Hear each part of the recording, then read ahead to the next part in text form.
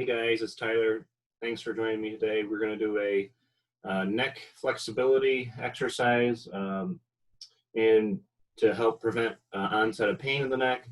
I've been known to have about 3 to 5 bouts of neck pain per year, whether it's sleeping wrong and waking up in the next morning stiff or whatever. So these are my go-to routine exercises that I'll do to help me quickly overcome that onset of pain, but it's also good in helping preventative care. So what I'd like you to do is find a seat, preferably one that's upright, maybe a computer chair, a dining kitchen chair, and take a seat. And the first thing we're going to do is just practice bringing those shoulders back and letting your low back arch. So you can see I'm sitting on the edge, okay? You can see this nice inward curve. We're going to hold 10 seconds and slowly off.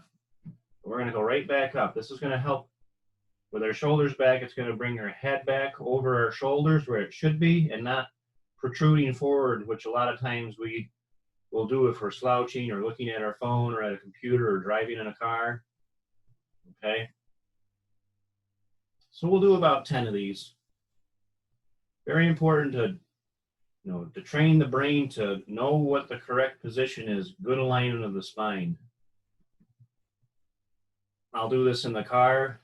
Say I have to drive to Rochester or something far away, 45 minutes to an hour. I can't let my back slouch too long before it starts to bother me, especially my neck. Okay. So roughly 10 seconds. We're just keeping our shoulders back. You're not trying to push yourself all the way back. That's not the goal. We don't want you to go into hyperextension. Take it all the way back, let off about 10, 20%, and that's where your optimal posture is. Okay, shoulders neutral.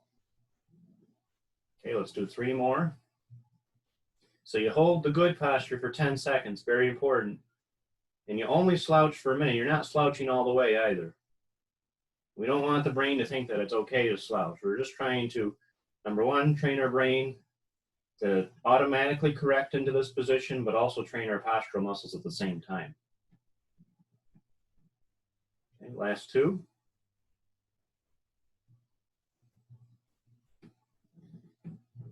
All right. It should feel better on neck pain to have the shoulders back for the most part. Okay. Next, we're going to get into flexibility of the neck. A lot of times when there's neck pain and stiffness, it's very hard to keep the chin tucked back like this. Very easy. We usually don't have any loss of motion with the head forward or head down because that's where we keep our head most of the time. So what I want you to do with me, tuck that chin back and let off. Okay. Good to keep the jaw closed. And you don't want your shoulders moving. You just want your head moving on your neck. A lot of times I see people cheat through the range of motion and they'll take their head and they'll bring it up because they don't have enough range of motion, but that's not keeping that good translatory horizontal alignment. So you feel a little pressure in the neck and let go. It should be no worse after you let go, but it might be a little tight, might be a little pinchy. But the more we do, the further we should be able to go. If at any time you're having pain and it goes down into the shoulders, down your arm, you should stop and only do the exercises that feel like a stretch. Okay, this tries to correct the alignment of forward head and the head down position as best we can. Let's do about 4 more.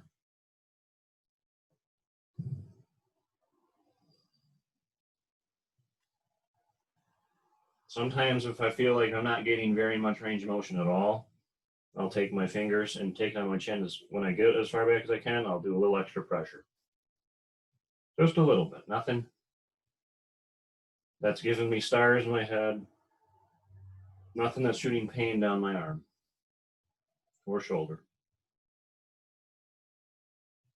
Okay, one more. Very important that you're sitting up tall with these too. If you're slouching, you're not going to be able to get the same range of motion or a good alignment of the spine. Alignment is key when you're trying to move the neck. Okay, so we've tucked our chin back. We've got our head over our shoulders now. What we're going to try to do is extend our head all the way back, and you're going to try to drive it in this direction. Okay, I don't want you to drive it up. I want you to drive it towards the back. So you're going to tuck that chin like you did before, jaw closed, and roll it back. You might need to untuck a little bit, but that is trying to push back and then up. If you need that extra support, you can take your hand behind your head and bring it back if it's a little tight or a little tender. Okay? It's okay to be a little pinchy, a tiny bit. Minor ache when you get it all the way back, but it should be no worse. There should be no increase of symptoms into the shoulder or your arms. We'll do about 10. This is number 4. So the biggest mistake I'll see is that people don't tuck their chin when they do this, and they'll go straight up, and you see how my chin mostly drives up, but nothing really back. So it's really chin tuck, roll back, roll that head towards that in the behind view direction.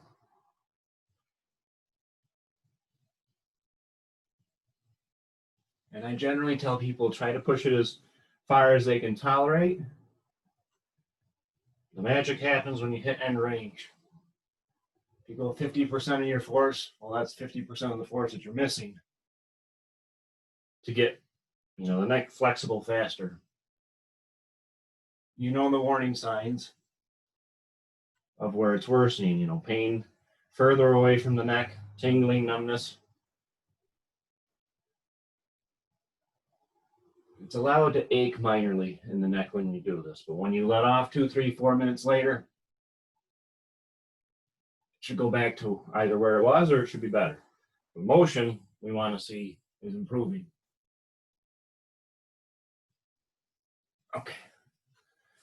Okay, relax a little bit, and I'm going to face you guys. So we're going to do 2 stretches for, you have 2 different muscles that usually are active when we are lifting, using our neck. If you're carrying groceries in, a lot of times we'll hold our bags down on their sides and arch our shoulders up, and that uses our neck muscles a little too much, compensates for potentially not having strong enough shoulders to do the job. So what we're going to do is I have my hands holding the bottom of my chair, and that's just so that I keep my shoulders down, okay? What I don't want to see is when I'm stretching my neck side to side is my shoulder lifts up at the same time. It's exaggerated, but you're not going to feel as good of a stretch. So I got my hands sitting up tall, hands I'm putting underneath my chair, and I'm just going to tip my ear down to the shoulder one way.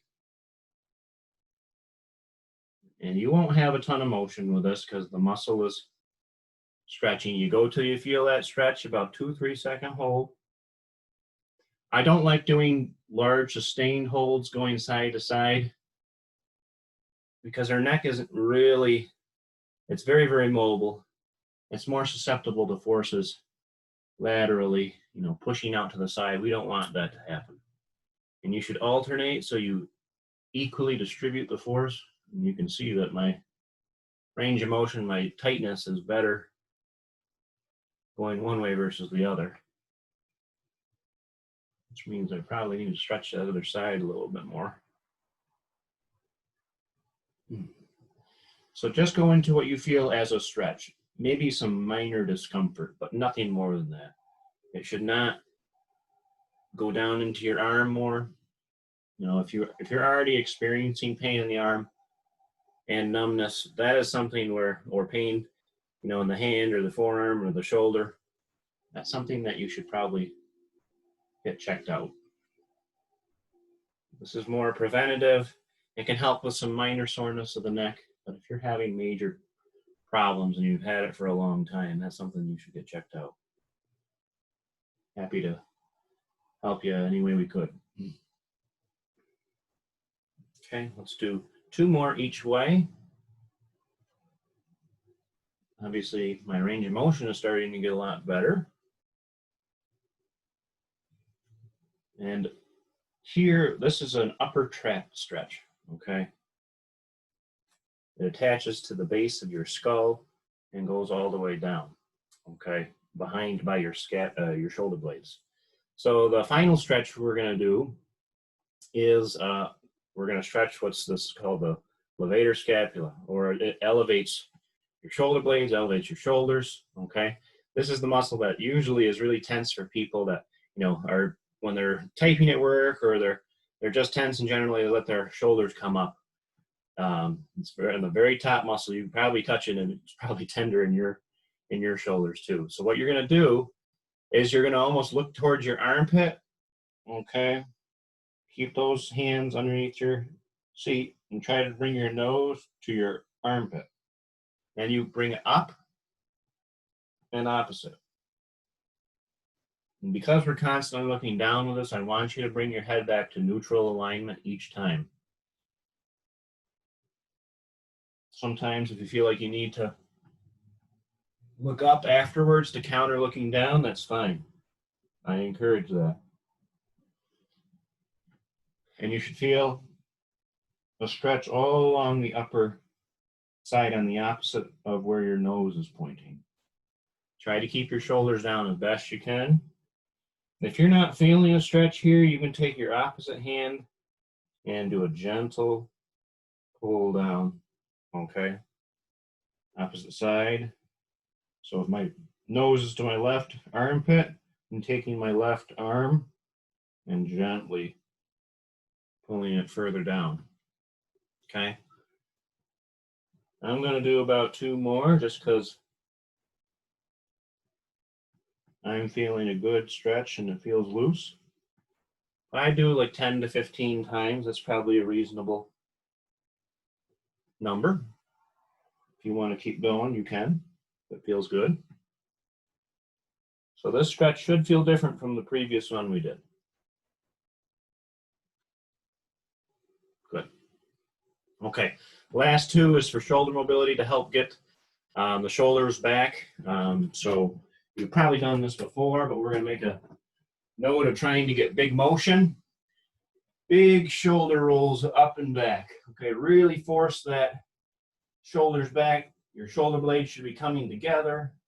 Okay, big circles. You might hear some Rice Krispies in there. That's okay. I got them too.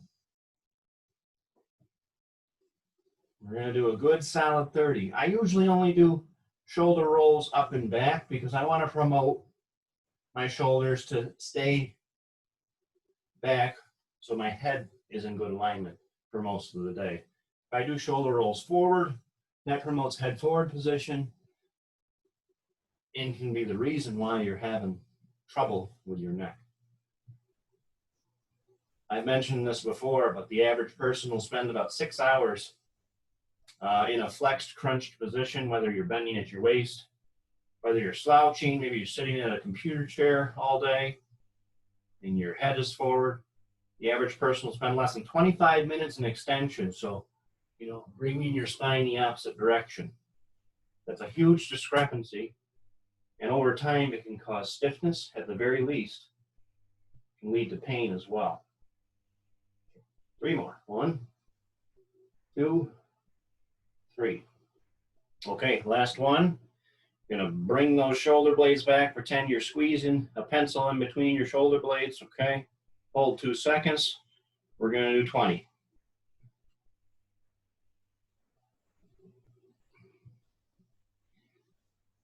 Helping to strengthen your rhomboids, your shoulder blade muscles, okay?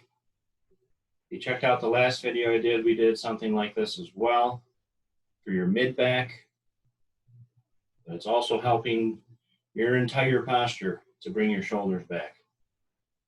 Obviously, your neck, your mid back, your low back, they're all connected. And probably some of you have had pain all three spots at the same time.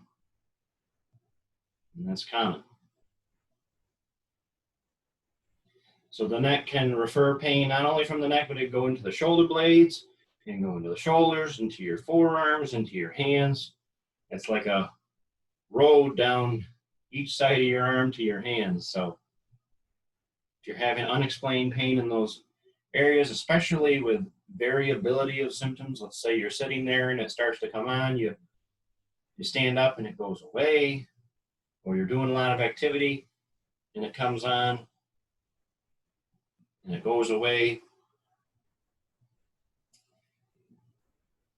Icing can help too on the neck and the shoulder. Okay, let's do 3 more.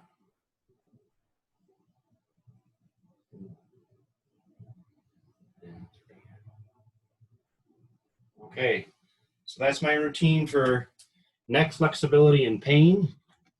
Any questions at all with it, you can always contact our office. But that's what I'll do to help try to speed up the process of helping my pain or preventing it in general. So thanks for joining me, guys. See you next time.